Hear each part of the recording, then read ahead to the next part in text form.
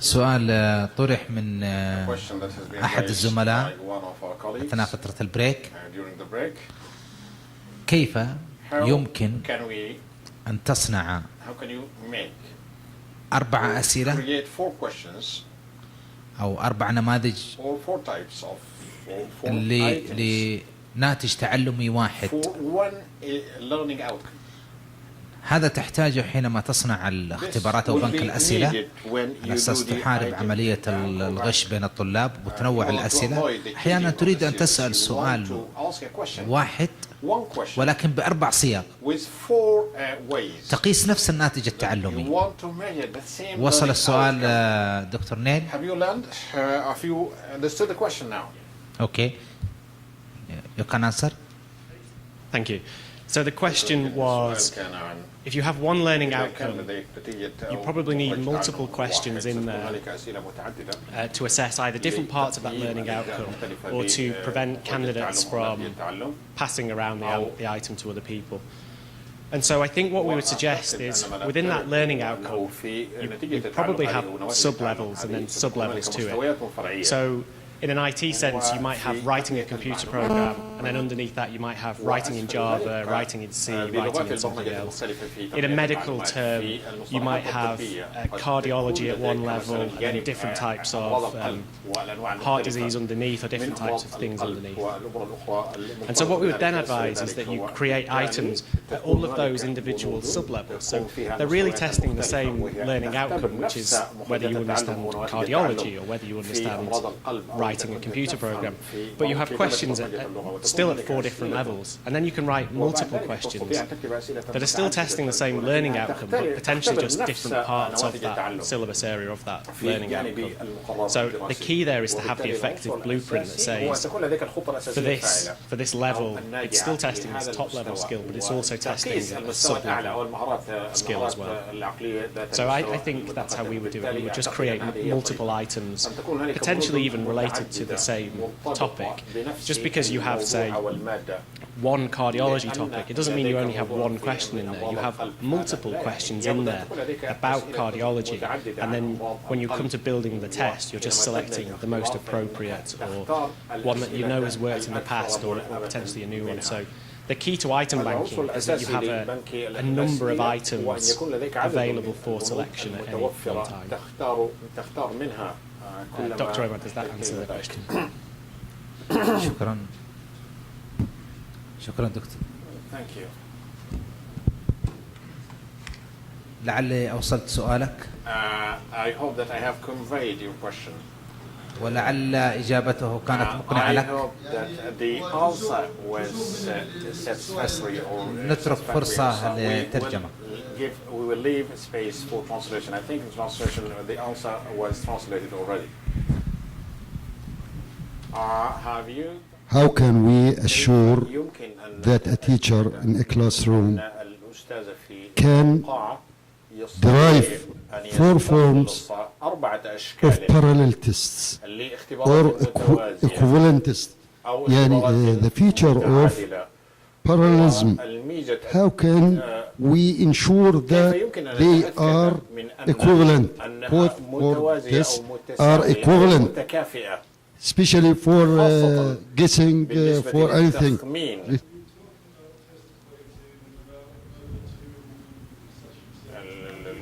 No, 2 tests are parallel, there are conditions, isn't it? You can speak test A parallel with test B if some conditions are achieved.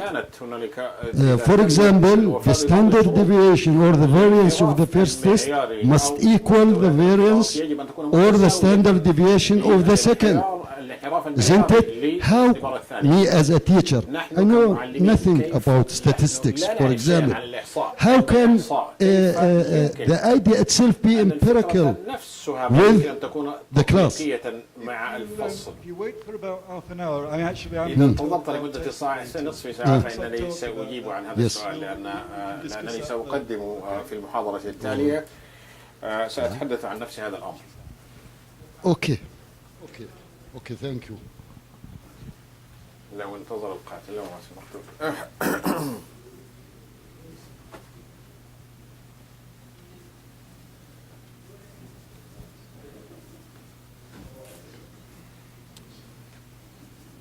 Right. What I'd like to talk about now is standard setting. I'd like to talk about how you go about constructing a pass mark for your examination. A pass mark can be defended, so the candidate challenges the fact that you failed them. You can point to the methodology you use to arrive at the pass mark, and you can be sure that it's defensible. And also a pass mark that's fair to the candidates. So I'd just like to spend some time talking about various methodologies for doing that. So, I mean, basically this is all about drawing a line. Drawing a line which says, below this line, these people are not competent to do whatever we're assessing them for.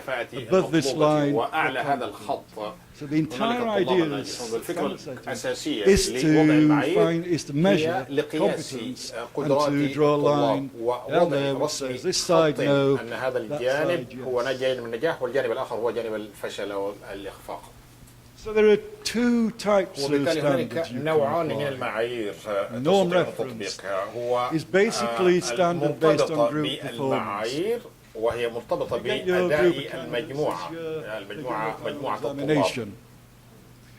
You say تستطيع القول there's a fixed pass mark 60. إذا كانت درجة النجاح في الامتحان تصل هي 60.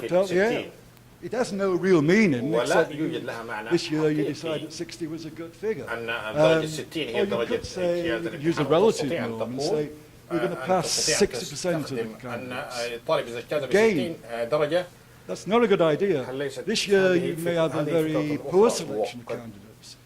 Why are you passing 60% of them? Are you sure that 60% of your candidates are going to be competent? I'll answer that. No, you're not. So you need to do something else. Non-reference standards, they're arbitrary. هذه عشوائية ولا تخضع لمنطقية معينة وهي شخصية أو تخضع للتقدير الشخصي بالنسبة لدرجة اجتياز الامتحان. المعايير المحددة بالمعايير لا تستطيع الدفاع عنها. Because you're not using any known methodology, you're not using any scientific principle, you're just inventing numbers. Inventing numbers isn't actually a good واختراع الأرقام ليست وسيلة مناسبة. So what we normally recommend, or what I always recommend, is criterion reference. هو أن تكون هنالك أمور ترتبط بالمعايير. Standard defined by a measure of acceptable performance. مقياس الأداء المقبول. And what is acceptable performance is defined by expert judgment. In other words, you guys. من قبلكم أنتم بعبارة أخرى أنتم People who are experts in their subject have a right to have an opinion المعينة أو المادة الأكاديمية. What is acceptable and what is not acceptable. يعرفون ما هو المقبول وما هو المقبول. So it's a content or knowledge-based. قد يكون هذا مرتبطا بالمحتوى. You're not passing people on some arbitrary لا تضع الناس أو لا تترك لا تسمح بالناس باجتياز الامتحان على أسس عشوائية وهذا قد يكون مرتبطا بالمحتوى المادة. They actually know. وبأسس متعارف عليها. There's still problems.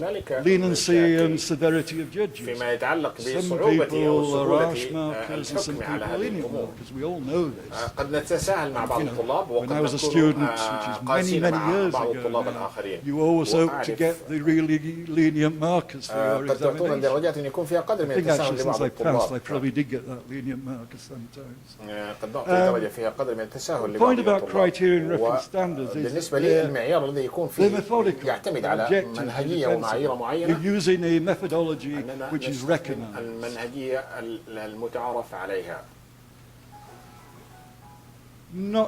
I mean, I'll just quickly pass over this, but I mean, a pass-fail decision on examration enables the separation of competent and incompetent candidates. I mean, things like licensure and certification, greater reason for doing that is protecting the public. If we're running a medical examination and we're passing people into practice, general practitioner or something بالنسبة like that. للأطباء You العموميين want to know that نود that أن تعرف doctor أن is competent. أن ذلك الطبيب هو That's طبيب what the standard setting is there for, to protect you from incompetence going into a profession من or أن into, into the next يكون stage of the أن لا training يدخل course or الشخص something غير like that. الكفء في مجال الممارسة الطبية To في do that, to set التعامل a مع standard, المرضى ولوضع difficult معايير from this وضع المعايير respect. هذا يعتبر you've أمر got to صعب understand من minimal وجهة هذه competence النظر in order to set a standard. To لتحديد understand أو وضع minimal المعايير competence, you've got to step لمعرفة back الحد from being الأدنى expert. من القدرات والكفاءة There's no good saying وليس من a الجيد candidate أن should know نقول this because أن I know الطالب that. يجب أن Because يعرف you're an هذا الأمر expert. بما You أنني should أعرف know هذا it. الأمر. But should your candidate know it? ولكن Is هل this piece of الطالب knowledge يعرفه؟ هل هذا القدر من required المعرفة to- المطلوبة؟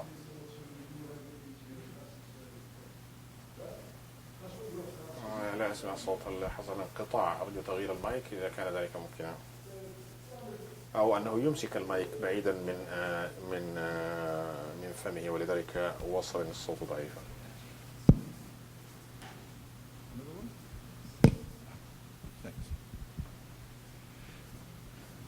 So, imagine you تخيل just for an examination, إذا كنت you had a couple of hundred candidates. وكانت هنالك عدد من الطلاب. What you get is a normal curve of distribution هذا probably. المنحنى للتوزيع That العادي. represents total وهذا performance. What يمثل you الأداء actually have الكلي. are three وما separate يكون لديك أن distributions تكون in there. هنالك ثلاث توزيعات You've got مختلفة. the green ولديك distribution, التوزيع الأخضر which is your poor الذي group of يمثل candidates. ال- You've got the black وهو central المنحنى distribution, الأسود وهو which is an average group. وهو المجموعة And you've got المتوسطة. the, I don't know وبعد what ذلك colour is, purple, يأتي اللون which is a البرتقالي good group. والذي يمثل الطلاب المتميزين أو المجموعة You الجيدة. don't know at this point really what that full distribution looks like. You just know what the total distribution looks like. Your job is to put a line down there. وظيفتك هي أن تضع حد Pass فاصل fail. بين هذه المستويات If you put it where I've put it in وإذا وضعت my ذلك الخط حيث slide, وضعته في الشريحة you فإنك know one thing. تعرف شيئا واحدا. You are going to make sure ستحاول أن that تتأكد everyone in the good بأن group pass it. كل You're going to get every good group in your, every good group member in your pass selection. في عملية الاختيار للطلاب الناجحين، ولكن You're going to get a lot of average people, سيكون هناك and you're أشخاص going to get some متوسطو people القدرة who are وهناك أشخاص آخرون actually poor. البعض منهم سيكون أداؤهم ضعيفا. Move a line up, وإذا and you نقلنا can هذا الخط ensure إلى that the مستوى only people who أعلى get into your test والناس الذين are يجتازون ذلك members of the good group. هم المجموعة But by the nature of measurement error, etc., you're also going to lose some people who actually are in the good group, الذين يكونون في المجموعة but just fell below that line. ولكنهم كانوا أسفل ذلك الخط. There's a reward-risk وهنالك thing going on here. أمر مرتبط Basically, and بالجائزة it's أو examination المكافأة dependent, so والمخاطر، there's no وهو general مستقلة عن advice. الاختبار But نفسه. what is the risk وما to هو you المخاطرة in بالنسبة your لك examination في اختبارك of letting incompetent people through your pass-fail filter? لتمرير أو That's what you've got to ask. If it's a high-stakes examination where you're letting people go out and practice medicine, practice financial accounting or what have you, you might not want to take much of a risk. ما هي المخاطر You may المترتبة say, well, على I don't really want anybody ولا that's أريد incompetent. من And أي شخص you put the أن line يكون further up. وإذا رفعنا ذلك الخط إلى It مستوى may be أعلى a training فقد course قد where يكون you think, مقرر well, التدريب we can let some of the نستطيع أن more نمكن less competent people بعض through because we can do some further work من ذوي with them الكفاءة الأقل in the future, in the next course, لأننا etc. So سنحسن it أداءهم is في dependent, المستقبل، but you've got to وهذا bear in الأمر mind معتمد، ولكن ضع في where you ذهنك draw that line أين affects تصل ذلك الخط who gets through and who يحدد doesn't. من الذي And ينجح some ومن of الذي them لا ينجح. the ends of a distribution, you're وفي fine. نهاية You're التوزيع never going الأمر to, جيد. you're never going to get rid of the really لن good ones or the really تتخلص poor من ones. It's الطلاب this الجيدين average. والطلاب And الضعاف. that's where your line وهذا makes a difference. And هو it's where المكان the الذي يحدث it's where فيه هذا the الخط art الفرق. and the science of this هذا هو comes جانب in. الفن والعلم، أو ما إذا كان هذا الأمر فنا So- وعلما. When we train people وحينما ندرب الناس to set standards, to لوضع set, المعايير cut scores and pass marks, ووضع علامات I النجاح، spend the first 2 hours of وأمضي my الساعتين training الأولين talking من about التدريب minimally عن competent candidates. عن الطلاب because it's من very ذوي important concept in standard الذين setting. يمتلكون الحد الأدنى من And the القدرات minimally competent candidates, وهؤلاء الطلاب الذين يمتلكون الحد I الأدنى phrase من this about الكفاءة 5 or 6 different ways, هنالك is just barely passing, borderline pass, minimally competent, just over this hypothetical borderline. بالكاد. It's this candidate وهل هذا who you الطالب can imagine, وتستطيع أن who تتخيل you think, والذي yeah, تعتقد أنه they هو can go الذي through to the يجتاز next stage. الامتحان ويمر إلى It's the المرحلة minimal التالية competence للحد required الأدنى for من whatever your الكفاءة examination is المطلوب meant to be في ما هو filtering مقصود out. في الامتحانات. And in the standard setting process, في عملية there وضع are a number of المعايير judges. هنالك It's not عدد an من isolated القضاء one وهي ليست lecturer, مسألة one marker sits معزولة down and comes up with a standard. It's تأتي a مع group المعايير process. وإنما هي عملية And judges يعمل need فيها to عدد be من الأشخاص agree the characteristics of this ولابد من أن يضعوا candidate. So when I'm خصائص training, I will sit a group of judges down and we will discuss this. And we will discuss it in terms of that specific examination, their specific requirements, what it means, so that they actually really understand it. And some people will disagree, which is fine. You arrive at some kind of consensus definition. But they really need to understand the concept of minimally competent candidates. Basically, this really reiterates what I just said. What you're doing is you're drawing lines again. Where is minimal competence? I've got knowledge statements on the end going from easy to hard. I've got competence in the middle there, looking at knowledge at the top there. There are candidates who are clearly incompetent. You look at their examination results and you say they couldn't be passed. No way. I mean, it just wouldn't. There are clearly competent candidates. Students who are shining, who you know are going to be successful. Standard setting is about that middle portion. Where do you draw the line? Who's going to get through? And so you've got to understand the entire concept of minimal competence. The next stage when we're doing standard setting training is training, shall I say. You've got to select judges. They must be qualified to decide what level of knowledge measured by the examination is necessary.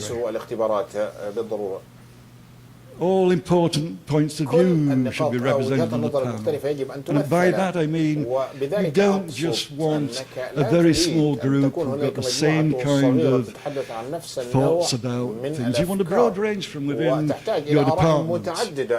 I mean, department members, even if it's not their specific subject, know about this stuff, or they should do. So you need a broad range of understanding. And you need a minimum of 5+ judges needed for this. Get away with 4 if you really need to. And you convene a panel meeting. So you form your little judge committee and you talk about your test. You talk about, you understand what is the test measuring? What is it that we're actually trying to measure in this test? And how are we going to use these test scores? Are they critical? Do we want to have some leeway because we can deal with if we let a few incompetent people through? We've got to make these decisions up front. And usually at the end of this we go for a statement with examples of the standard the passing score is supposed to represent. And really this is all just so to make sure that all the judges are on the same page, because what we want, if it's marking or standard setting, you need consistency among judges. And I go back to this idea of variation and reliability. If you've got inconsistency among judges, it adds variation into the process and decreases reliability. So training is the most important factor, which is what I say on here. وهذا السبب الذي ذكرت فيه. And there are three main sources of هنالك ثلاثة inconsistency. مصادر لعدم الموثوقية أو عدم Due الثبات. to judges having different conceptions of what it means to master the subject. Well, hopefully the training will have reduced that. There's interjudge consistency, so inconsistency between judges. And there's intrajudge consistency in that some judges are actually inconsistent in their marking and their rating. They use different standards for different items. That normally is because they misunderstand the difficulty of the item that they're dealing with. There are over 36 methods of standard setting in existence now. Amongst the better known are Angoff, Bookmark, Nadelsky, Abel, Jaeger. Most of these standard setting methodologies are fairly simple, usually differing in some little statistical tweak that's being made. But the industry standards are the Angoff and Bookmark methods. By the industry standards, I mean, if you look through the research literature, you look at what organizations around the world are doing, most are using the Angoff procedure or the Bookmark procedure. They're slightly different procedures in that the Angoff procedure is used when you have no statistical knowledge of how your items are performing. So it's the first time this set of items has been seen. It's a way of giving you some idea of how easy, difficult these items are. If you've got statistical information about your items, then you can use either the Angoff or the Bookmark. But you can't use Bookmark unless you've got statistics. So the Angoff procedure, basically it asks you to estimate the percentage of minimally competent candidates who would answer each test item correctly. So as a rater, you're shown an item, you've got this picture of a minimally competent candidate in your red. The question you're asked about that item is, out of 100 candidates, how many of these minimally competent candidates will get it correct? And in fact, if you want to make it, some people have difficulty coming up with probabilities. It turns out that humans are actually not very good at probabilities, but they can be trained to do this task. You can ask probability any single minimum competent candidate will answer correctly. The judgment is, will an MCC answer correctly, not should. And there is a difference.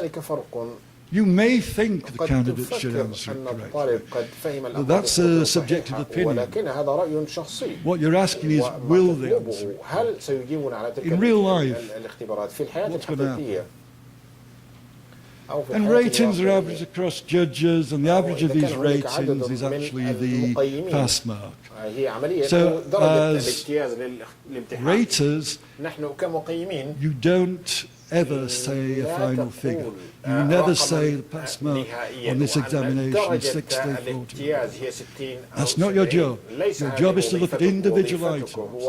Out of that task comes the pass mark. So basically, you're not being influenced on the pass mark. The pass mark is a totally objective process arrived at by objectively considering item by item. And just to round that off, typically Angoff judgments are made over multiple rounds. So, typical procedure, you sit down as individuals, and as individuals you go through every item on the test, and you provide a rating. So this is done, you can do it by yourselves or in a group, but without discussion. At that point, you convene as a group, and ratings are shown for all the different raters. And you will find that somebody is given this item a 20% chance, somebody else is given it a 70% chance, etc. The task in this next round is to find out why this person thinks the item is difficult and why this person thinks the item is easy. Because you're all experts. You're all looking at the same item. Why is there this discrepancy in your views on how hard or how easy an item is? And you will discuss it, and you'll find out that somebody has either probably misunderstood at the level that they should be going at. There's lots of reasons, but it's up to you at that point to sort it out, to talk about it. You don't have to change your rate, and you don't have to change your mind. But majority of the times you'll find information given by your colleagues who are also rating will affect your judgment. It will actually say, I was thinking about that like this, and it should have been like that. It doesn't matter if you can't, we're not saying you have all got to arrive at exactly the same rating, because we're averaging across and down. So, but this discussion period is actually very, very useful. It increases your knowledge about your items. It increases your knowledge about what it is to be an easy item and what it is to be a difficult item. And that feeds back into your item, your form construction the next time round. Now you've got a better idea of what an easy item is. So, there are a lot of benefits to this kind of procedure. That's a typical rating sheet. If I move this by more than 2 inches out. It's a typical rating sheet. Items down the bottom, judges horizontal. In the final column, average of the judges' ratings. The final 50 there just happens to be the pass score because I made it that way. So that's where the pass score comes from. It's not difficult. It's quite easy to do this kind of process. And the benefits are great. Let's say you think about your items, but more importantly, that 50 can be defended. That 50 is a consensus opinion of expert judges. When a candidate says, I scored 48, but I should have passed, you point to that, you point to the angle of procedure, and you say, no, you shouldn't. Committee of subject matter experts sat down, they looked at the content of this examination, they looked at the items, etc., and they arrived at this judgment. It's in use in thousands of examinations across the world, the standard setting, and when you have very little information about statistics, it's one of the best methods to use. I'll quickly run through this. Bookmap procedure usually requires item response theory, which we haven't been into, but it's a more advanced statistical technique. And you use the item information you already have to place the items going from the easiest item to the hard. And usually when you're doing the sessions, they're in the form of booklets. The first item you come to is the easiest item, the last item in the booklet is the hardest item. Which is why it's called a bookmark procedure, as you'll soon see. So you're provided with those. You select a point in the book where you think minimally competent candidate will go from getting the items correct to the items incorrect.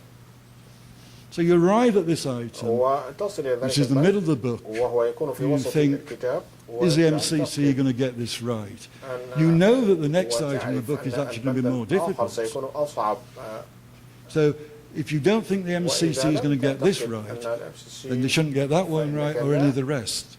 So you place in a bookmark in your booklet which says, this is where I think the passing score will be. And again, like the hang-off, it goes round in various cycles. You can give the raters information about examination statistics, etc., item analysis statistics, so that they can look at to see whether, well, I put it there, but looking at these stats, perhaps it suggests that I may be being... So you can do all kinds of things. And you have this thoroughly facilitated group discussion where you get to really work through the differences. Again, you will find lots of differences. Somebody's going to put the bookmark 3/4 of the way through, somebody's going to put it there after 4 or 5 pages. And you've got to understand why that is. We don't know who's right, and probably neither might be right. But you've got to understand why this wasn't a good idea, why that wasn't a good idea, what does the group think. And you've got to really go at it and to just arrive at that basic understanding. Because this is what your examination is all about. You can't mark an examination unless you understand the examination. So, again, it's for one reason to set a standard, but for another way, it actually helps you as exam developers, etc., because it's teaching you about items and what it means for an item to be easy or difficult, etc. And again, bookmark procedure, basically, you do all of that, you've all got your bookmarks in place, somebody comes round, counts where all your bookmarks are, we average it, that's your passing score. Again, an entirely objective methodology, no room for doubt that this pass mark is defensible, and again, really unchallengeable as a technique. And again, in use thousands of places across the world. So, I mean, my final comments about standard setting. Standard setting is easy. It's a fairly mechanical process which most subject matter experts should be able to understand and master. And I've trained quite a few. I mean, you know, this is not really deep stuff. You're already experts in your content. Understanding this stuff is just a little step further. So it's not difficult to train people. So normally I would probably spend a day on annual training, or bookmark training for raters. But, having said that, standard setting is hard. It's hard because success does depend on training. It depends on your understanding. And it needs investment and time, and resources. You need to find time to convene panels of judges. They have to stop whatever it is they would be doing in the working week and sit down for 3 or 4 hours and do this task.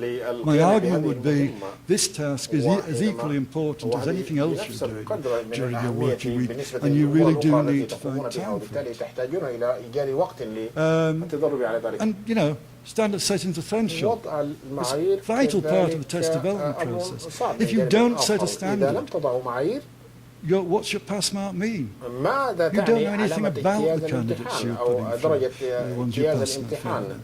And that's not good. It's not good for you, and it's not good for the students. So, you know, I believe standard setting is one of the most essential parts of the test development process. And that's all I've got to say about standard setting. بالتالي الفرصة الآن متروكة لكم إذا كانت لديكم أسئلة. المايك.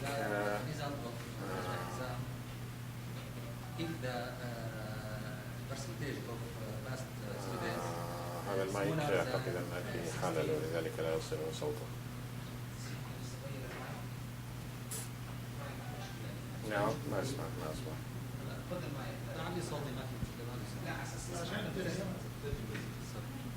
Thank you. My question, if the percentage of passed student is smaller than 60%, is it acceptable to redistribute the marks of this exam, these answers, to reach the 60%? Is it acceptable? المقبولة. هل ذلك مقبول إذا أعدنا توزيع؟ I'm just being asked. You have, dear. You have less than 60 students, you say? You want to redistribute marks? 60 طالبا وإعادة توزيع الدرجات أو علامات الامتحان. You said the percentage of passed students should be, according to your presentation, around 60%. يجب أن تكون حوالي Is it acceptable 60%. if هل هي the مقبول؟ real result No, كانت النتائج the 60% was just an 60% example. هي مجرد It مثال. was 60% هي مجرد مثال.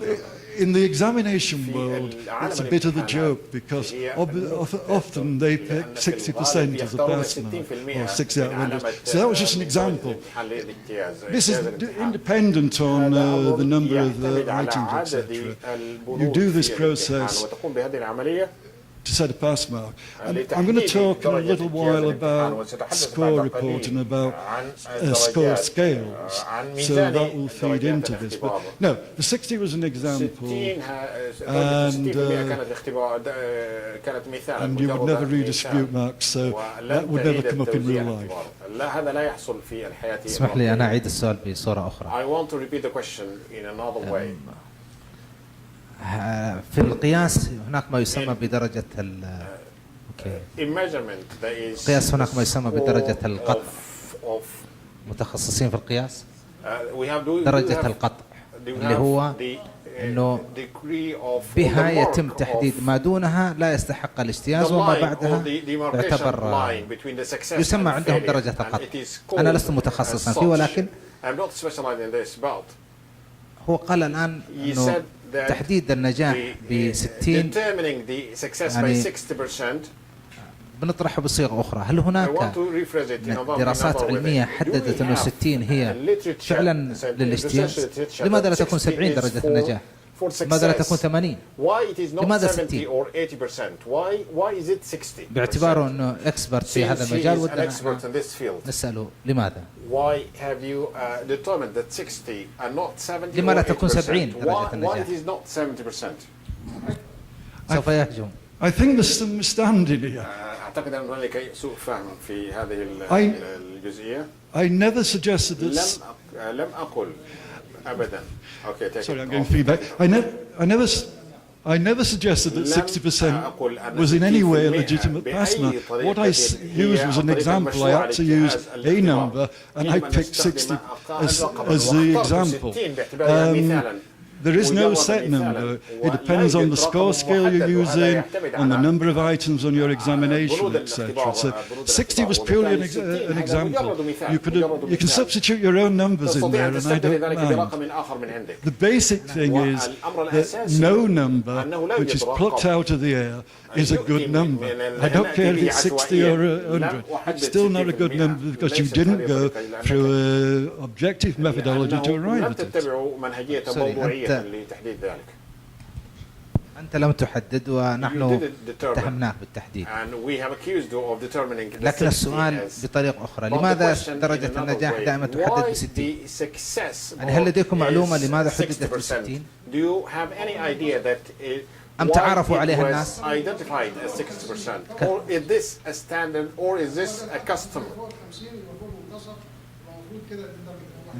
دكتور أنا سؤالي ممكن 51 نجاح. لماذا 60؟ Can we say that 51% is a success?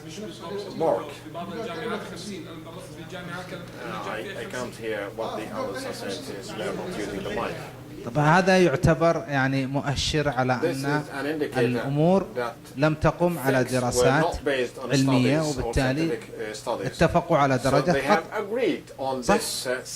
ممكن جامعة أخرى تقول لك أنا متساهل وخليها 40. أنا بس أحيل الدكتور إبراهيم طلب المكالمة وأعود إليه. شكرا دكتور عمر.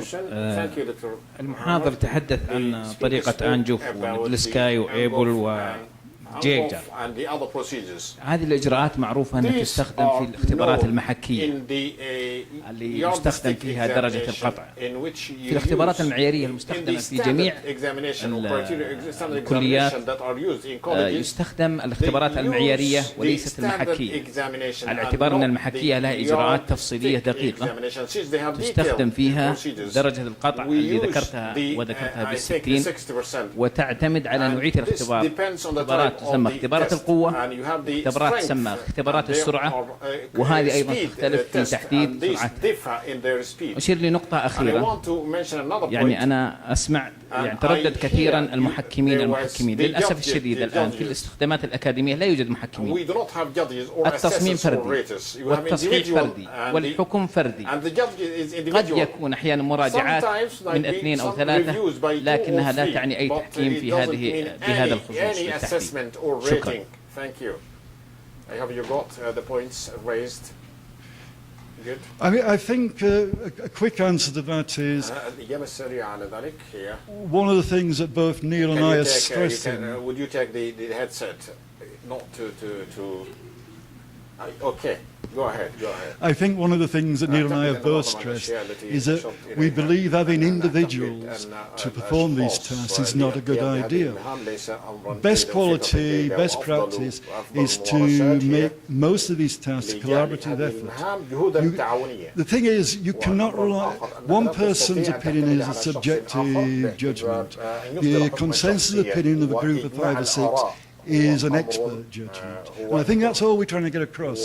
Most of our systems depend on collaboration between colleagues. I think colleagues benefit. They talk to each other, they learn from each other. I think it's something that should be considered. وبالتالي لابد من النظر إلى هذا الأمر في الاستفادة من الآراء المختلفة للزملاء.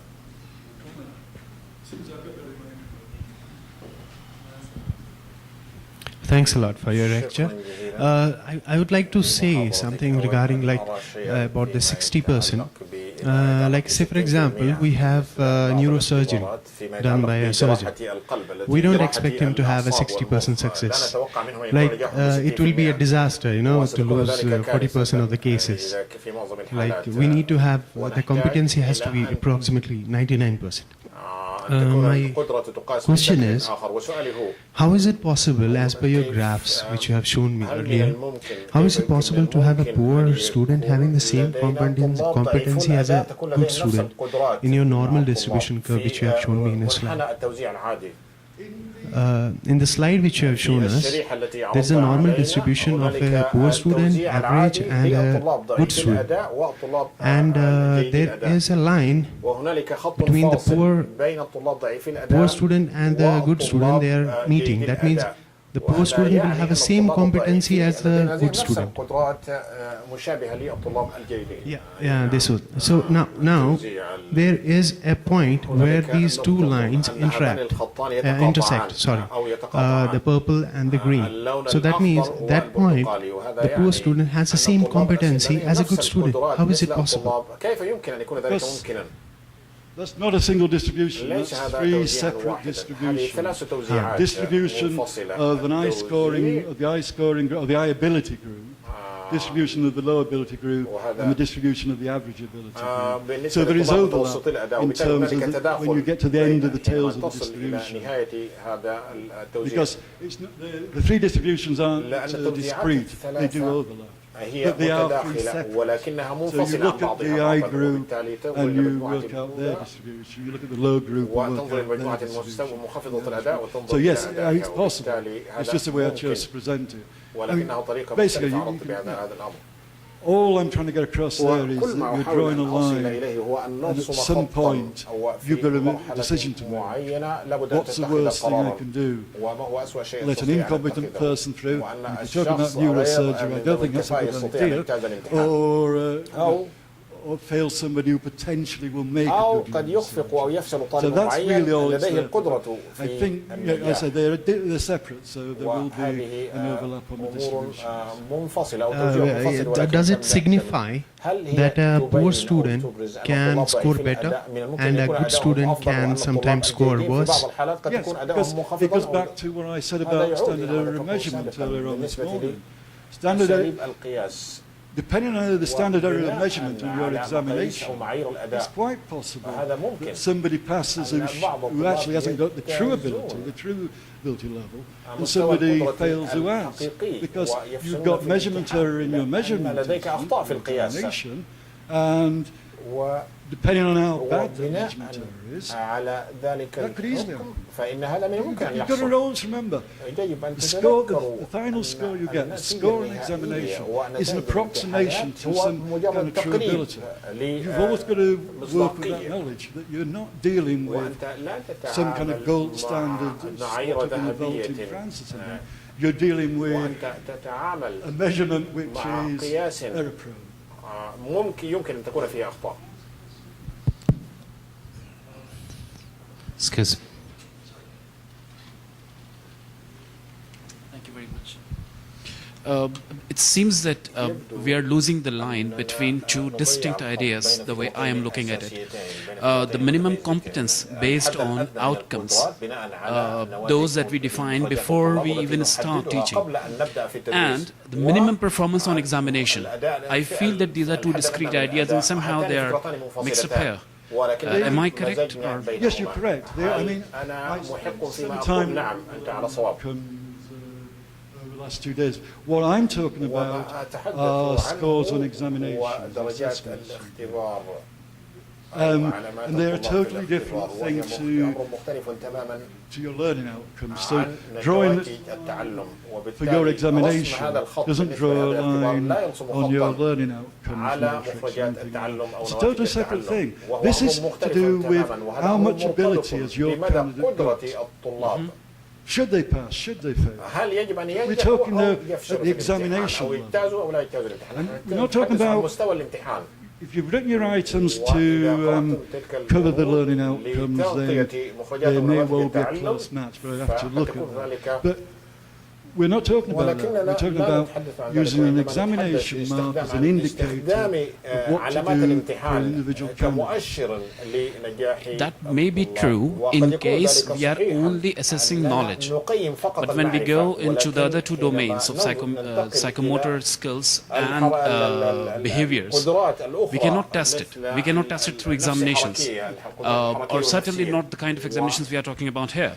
Now, from my perspective of teaching doctors, doctors to be, I see that the minimum competence that I'm looking at is not just one or two things. It's an array. It's a battery of things, and a performance, a good performance in examination is not necessarily representative of that competence achieved. I totally agree with you. I've looked at some medical stuff. But I totally agree, but that's not what we're talking about. I agree that to be a good doctor requires more than a single examination. I have no disagreement with that. But we're not talking about that. We're talking about a single examination.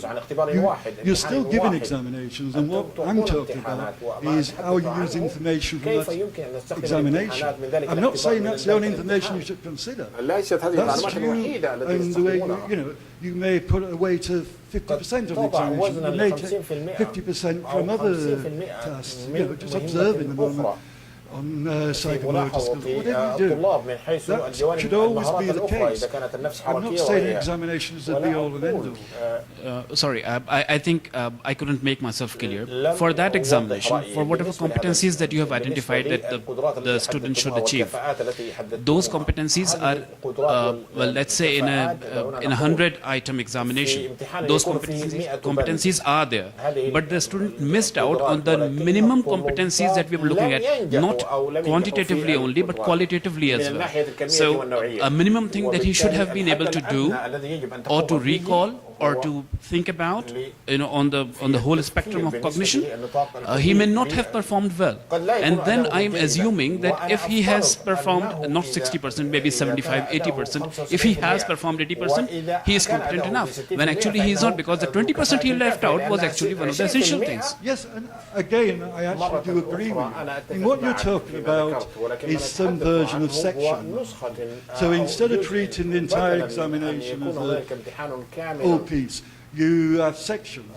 Will be your learning outcomes. And you set pass marks based on sections as well as the overall score. So, candidate has to pass section 1 and section 2 at least, and then get another 40 points to pass this examination. That's done quite often.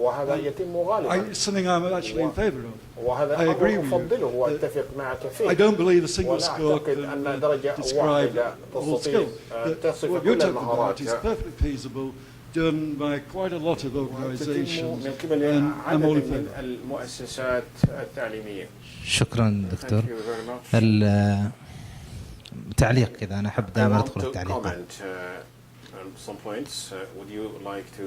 هناك حدود فاصلة بين صناعتك للمقرر وبين صناعتك للاختبار. إذا أنت تصنع المقرر والعين الأخرى على الاختبار لن تصنع مقررا جيدا. حينما تحدد المقرر تسأل نفسك هل هذا المقرر صعب على الطلاب أم سهل على الطلاب؟ العلاقة ليست لها علاقة بالاختبار، العلاقة لها بأن هذه النواتج التعليمية تخرج مخرجا جيدا أم لا. هذه الكفاءات أو الجدارات أو القدرات أو المهارات التي يجب أن يتضمنها المقرر، ولا تنظر إلى علاقته بالاختبار. ثانيا، بالبلد يا فصيح، ترى الدنيا ما قامت وقعدت، هذه ما تقدر تترجمها، ما قامت وقعدت على اختبار. الاختبار أداة من الأدوات التي تنظر لها من خلالها إلى أنه هل هذا الطالب حقق هذا المنتج التعليمي، الناتج التعليمي أم لا. لديك عدد مهول من الأدوات. عودا على بدء، هناك تقول في أمراض القلب أنه لا تستطيع مثلا تقول هذا مثلا طبيب أستطيع أن أجيزه في جراحة القلب وهو حصل على 60%، أنت بتقتله. هناك أدوات. أتوقع أنهم قربوا يخلصوا.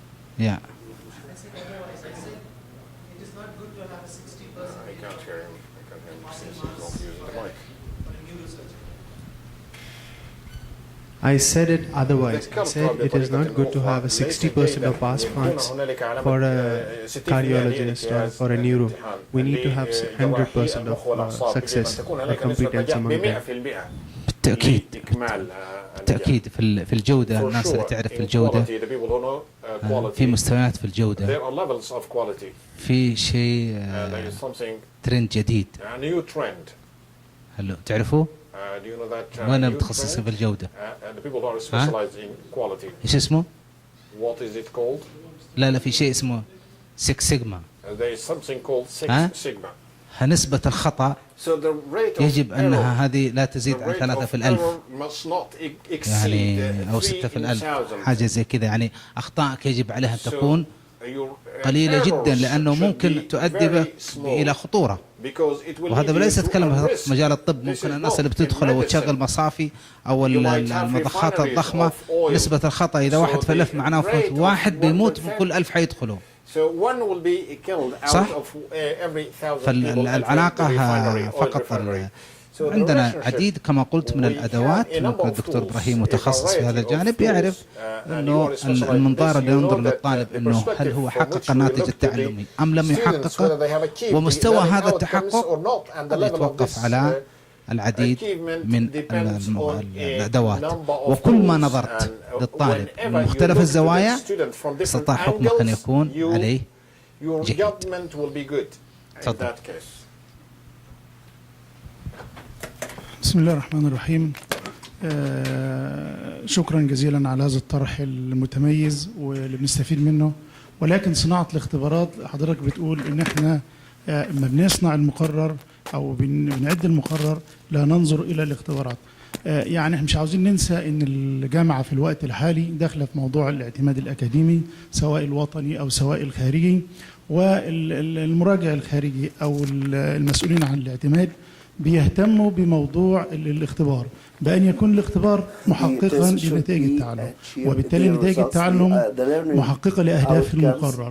فهي عملية ماشية من الأهداف إلى النواتج إلى استراتيجيات التدريس إلى أساليب التقويم، وبالتالي هذه الاختبار. فلازم الاختبار يكون محقق المعارف والمهارات الإدراكية ومهارات التواصل المختلفة ومهارات تقنية المهارات العددية وتقنية المعلومات ومهارات النفس الحركية، ودي لها أيضا نسب محددة في الاختبار. ويمكن اللي بيعمل مصفوفة الاختبار يعرف أن المعارف مثلا قد تصل إلى 20%، المهارات الإدراكية قد تصل إلى 50%، مهارات التواصل ممكن تصل إلى 15%، واللي ممكن تختلف نعم من تخصص إلى آخر، ولكن هي دي الحدود اللي هم بيشتغلوا عليها. حتى الإبت لما تيجي في كلية علوم طبية تطبيقية الوقتي كل اختبار بيتعمل له مصفوفة يشوف كم في المية منه معارف، كم في المية منه مهارات إدراكية، هل هي حققت النواتج ولا ما حققتش النواتج. فاحنا إذا كنا بنتكلم عن صناعة الاختبارات لابد أن احنا نمشي نحقق أيضا متطلبات الجودة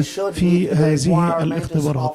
في نقطة بسيطة خالص، ان في احد الاسئلة في احد البنود قال لو انت بعد ما بتصحح الاختبار بتلاقي ان هذا البند حقق اقل من 50% يبقى في اشكالية عندك في الصياغة او ممكن يحذف هذا من الاختبار. دي بيجي مع المناقشة والتغذية المرتدة. انا لي وجهة نظر في ذلك ان انا وانا بكتب الاختبار او بعمل الاختبار انا براعي الطالب المتميز، ما انا ممكن احط له جزئية ما يجاوبش عليها غير 2 أو 3 في الدفعة كلها لانها بتنمي ابتكار او رأي او حاجة ابداعية، فبالتالي زي ان انا احذفها اصلا وهي انا حاططها لعلاج شيء محدد. شكرا جزيلا. طيب أنا سوف أعود عليه بهجمة أخرى.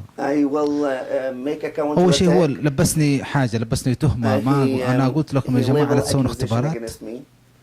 أنا أقول حينما تصنع المقرر اللي قدام عينك بالضبط هو نواتج التعلم. أنت في الأخير ايش تبغى؟ في الأخير تريد أن تحصل على طالب متمكن من مخرجات التعلم في مقرر دراسي، صح؟ إذا لا تنظر للاختبار والأدوات من حيث السهولة والصعوبة، من حيث أنه هذه مرحلة أخرى. شيء ثاني، خلونا نسأل الخبراء، ترى دائما هذا تمر علينا. والله هو جابها كذا الآن وعشان كذا برجعه للهجمة. يقول لك أنا أحط 3 أسئلة للمرتفع، طالب المتميز، والمتوسط الضعيف. أنا ما أدري، هو أنت تضع الأسئلة بناء على الطلاب اللي أمامك ولا تضع الأسئلة بناء على نواتج التعلم؟ إذا إحنا بنضعها على نواتج التعلم معناته ما عاد ننظر للطالب اسمه متميز، طالب اسمه ضعيف، طالب متوسط. معاي في الفكر ذا؟ مو شرط أنكم تتفقوا معاي، لكن الشرط أنكم بس تفكرون فيها. طيب بعد البريك والصلاة حيكون إن شاء الله هنعطيكم وقت شوية كذا طويل، يعني حدود 45 دقيقة. في شيء مهم جدا راح يقدمون لنا حول الإكزام ديفلوبر اللي هو نظام بنك الأسئلة، كيف تنشئ بنكا للأسئلة، وسوف يجيب إن شاء الله على السؤال الدكتور حينما يقول السؤال اللي أخذ أقل من 50%، يقول إنك لازم تسيبه. نعم، لا تدخل في البنك إلا النظيف. العملة المزورة، السؤال الضعيف أنا أعتبر عملة مزورة، لا يدخل. وقلت في بداية حديثي في اللقاء النظام يصفي مثل الكلى، يصفي نفسه بنفسه. الأسئلة الضعيفة واللي أخذ مستويات يطلعها برا، وبالتالي لا يدخل هذا البنك من فلوس إلا فلوس نظيفة. لا يدخل هذا بنك الأسئلة إلا أسئلة فيها موثوقية، صدق، ثبات، موضوعية. نترككم إذا في سؤال باقي لنا احنا 5 دقائق. إذا في سؤال خلاص 5 دقائق. نلتقي إن شاء الله بعد 45 دقيقة مع الإكزام ديفلوبر. هذا النظام أنا ودي يعني حتى ما أبغاك تترجمها، أبغاكم تسألوه من إلى، يعني اشبعوا أسئلة، اشبعوا طرح فيه حتى تفهموا هذا النظام. ونشوفكم على خير بعد 45 دقيقة. السلام عليكم.